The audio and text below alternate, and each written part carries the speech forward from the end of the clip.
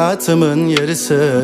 Bana dediler yarısın dostlarım, kanamaz gönlümün yarısı. İçimde zerre bir mutluluk kalmamış.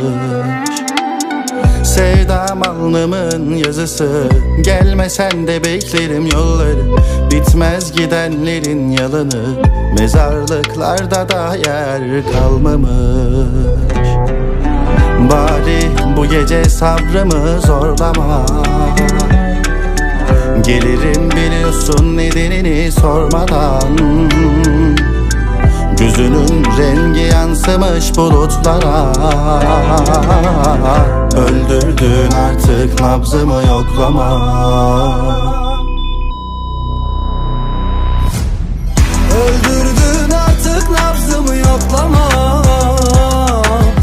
Sen gitsen de üstüne gülü koklamam. Çok zor ama yakındır, kendimi toplamam. Ben de böyle şanssız bir kulum. Öldürdün artık nabzımı yoklama. Sen gitsen de üstüne gülü koklamam. Çok zor ama yakındır, kendimi toplamam. Ben de böyle şanssız bir kulum.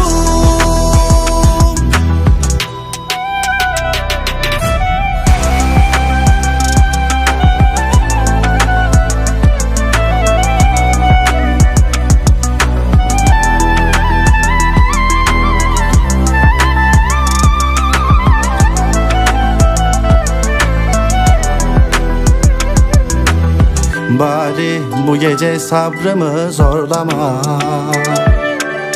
gelirim biliyorsun nedenini sormadan. Gözünün rengi yansımış bulutlara,